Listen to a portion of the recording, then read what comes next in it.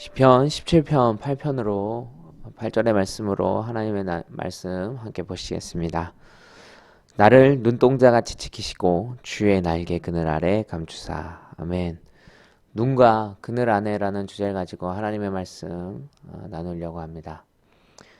오늘날 코로나와 정치, 경제 상황은 우리에게 걱정과 염려를 가지게 합니다.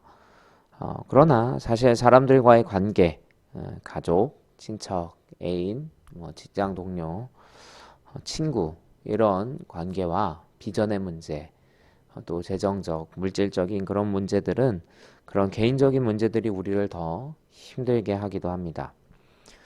코로나와 정치, 경제 문제 등이 걱정되는 가장 큰 이유는 그 문제가 나의 문제가 될까 두려운 것입니다. 코로나에 걸려서 격리가 될까봐, 정치가 너무 좌익화 또는 우익화가 되어서 자유롭게 주장을 펼치거나 예배를 드리지 못할까봐, 또는 빈부의 격차가 너무 커질까봐, 우리나라 경제가 무너져서 내가 실업자가 되지는 않을까, 이런 염려들이 우리를 불안하게 만드는 것 같습니다. 내 손가락이 다쳐서 아픈 게 다른 사람이 암에 걸린 것보다 더 아프다라는 말처럼 개인의 문제를 해결하는 게 사실 우리는 더 걱정이 되고 힘이 든 건 사실입니다. 문제와 고민들이 끊임없이 계속되는 우리 삶에 하나님이 주시는 평안과 위로가 오늘의 말씀을 통해 여러분들에게 전달되기를 소망합니다. 오늘 말씀은 눈동자와 그늘이라는 표현으로 하나님이 주신 우리를 보호하신다고 표현하고 있습니다. 이 의미를 자세히 한번 살펴보겠습니다. 눈동자처럼 지키신다는 것은 무엇을 의미할까요? 이 표현은 사실 저에게 확 와닿지는 않았습니다. 하나님이 나를 계속 보고 계신다는 것일까요? 이 구절은 하나님이 지켜보시기에 두려울 것이 전혀 없다라고 이해되기도 합니다. 물론 하나님이 나를 주목하고 계신다면 사단이 감히 저의 삶을 틈타지 못할 것이라는 생각이 들기는 합니다.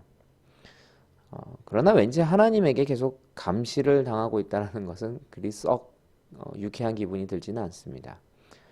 누군가가 계속 나를 주목한다면 자유롭고 안정감을 느끼기보다는 나의 행동을 더 조심해야 될 것 같고, 혹시 내가 뭔가를 잘못하지는 않았나 자꾸 주눅이 들고 두려워하게 됩니다. 그런데 최근에 이 구절에 대한 히브리 원어의 표현을 읽게 되었습니다. 오늘 본문에 나온 눈동자와 같이 지키신다라는 표현의 히브리어는 쇼모레니 케이션 바트 아이니입니다. 쇼모레니는 지키다, 케이션 눈동자, 바트는 딸, 아이는 눈입니다. 좀 풀어서 말씀을 드리자면 눈동자에 비친 눈 안에 있는 딸을 지킨다라는 의미입니다. 뜻을 알아도 무슨 말인지 조금 어렵습니다. 지금까지 생각했던 거와는 다소 다른 표현인 게 느껴집니다. 먼저 눈동자에 집중해서 한번 묵상해 보기를 원합니다. 우리가 다른 사람의 눈동자를 가까이에서 바라보면 그 눈동자에 내가 비친다는 걸 알 수 있습니다. 사랑하는 가족이나 연인이 있으시다면 한번 실험해 보십시오. 아무나 붙잡고 하면 서로가 민망해질 수도 있고 부담될 수 있습니다. 만약 지금 가족이나 친한 친구가 곁에 없으시다면 거울을 보시면 됩니다. 그 거울에 비친 자신의 눈동자를 한번 쳐다보십시오. 그 눈동자 속에 비친 자신의 모습을 보실 수 있을 겁니다.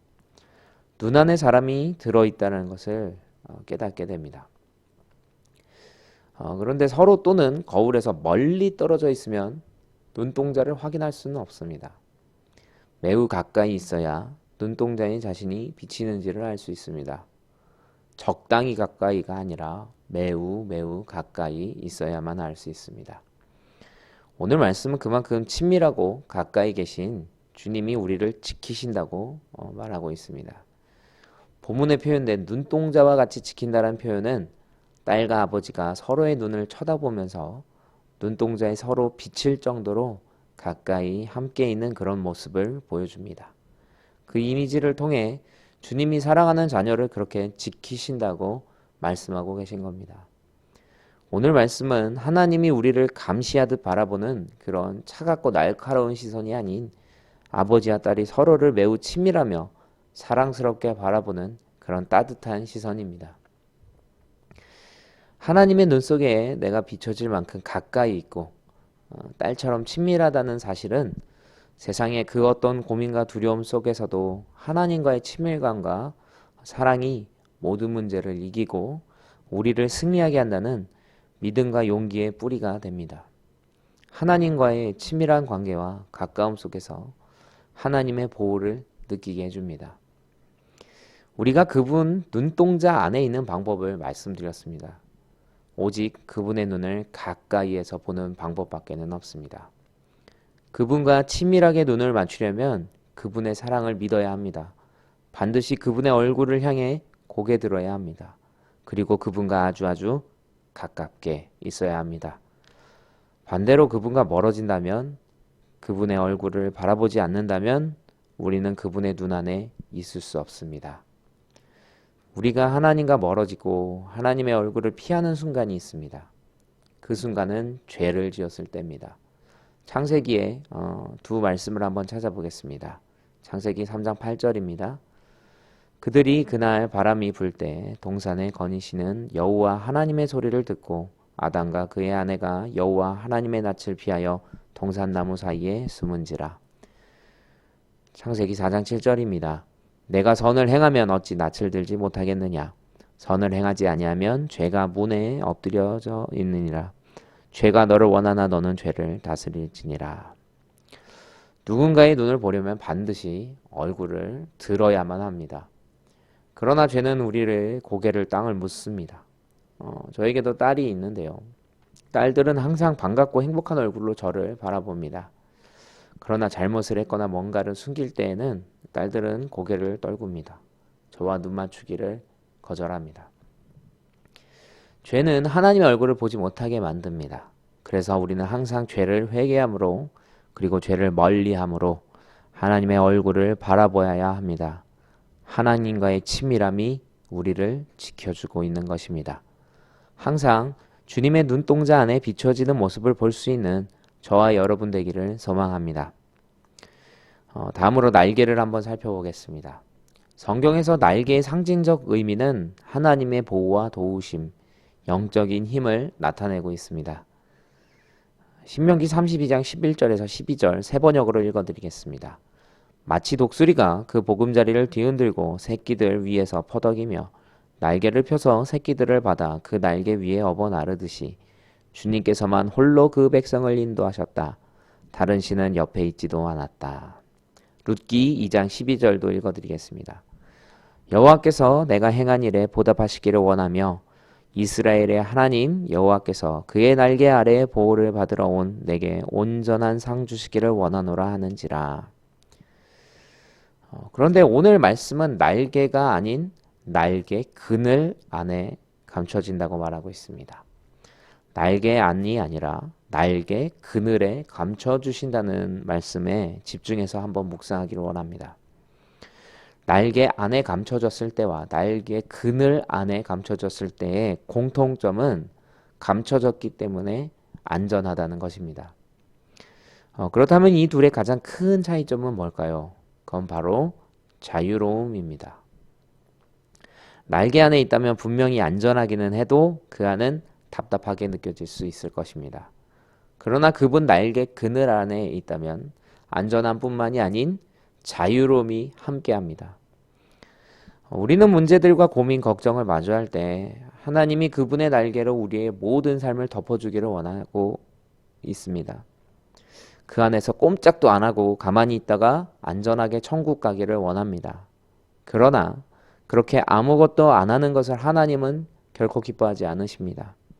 하나님이 우리에게 안전한 위상으로 주고 싶어 하는 것이 있는데 그것이 바로 자유함입니다.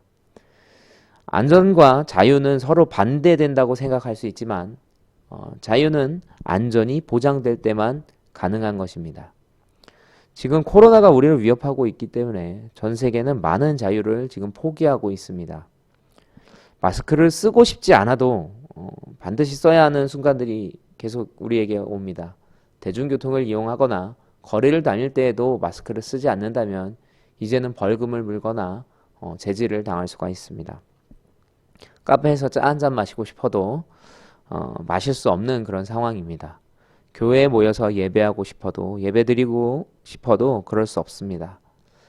안전이 보장되고 있지 않기 때문에 여러 가지 자유가 희생되고 있는 그런 상황을 우리가 겪고 있습니다. 하나님이 자유를 주신다는 것은 바로 진정한 안전함이 하나님 안에 있다라는 그런 말씀을 역설적으로 이야기해 주고 있는 겁니다. 우리는 가끔 자유를 오해합니다. 하나님이 우리를 말씀으로 억압하고 있다, 성경 말씀으로 억압하고 있다 생각하지만 말씀이야말로 진정한 자유를 보장해 줍니다. 요한복음 8장 32절에 진리를 알지니 진리가 너희를 자유롭게 하리라 라고 나와 있습니다.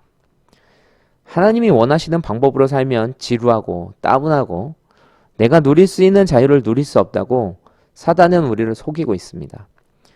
이 세상에서 하고 싶은 것들을 다 하면서 살 때 진짜 자유롭다 이렇게 생각되지만 세상에서의 방종은 사실 중독을 부릅니다.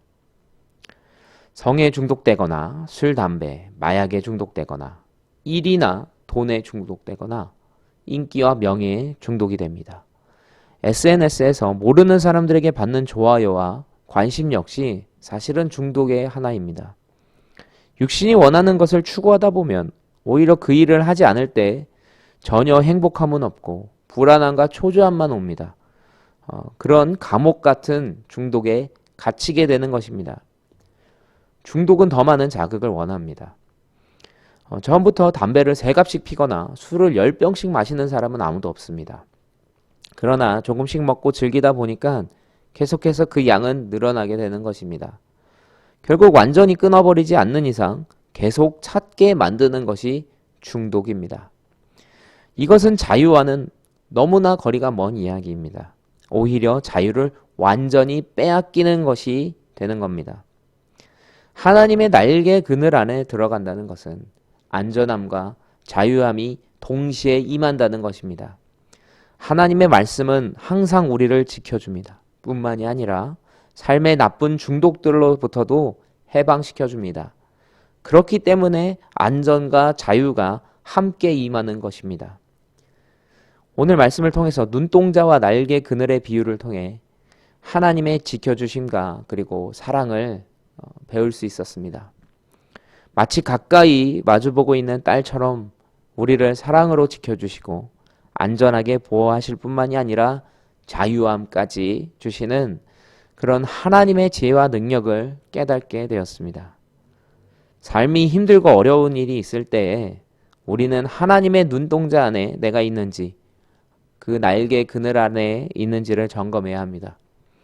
만약에 우리가 하나님의 눈동자 안에서 안전함과 자유함이 느껴진다면 삶의 힘들고 어려운 일들이 주님 안에서 아름답게 해결될 줄 믿고 독수리처럼 새 힘을 얻으실 줄 믿습니다.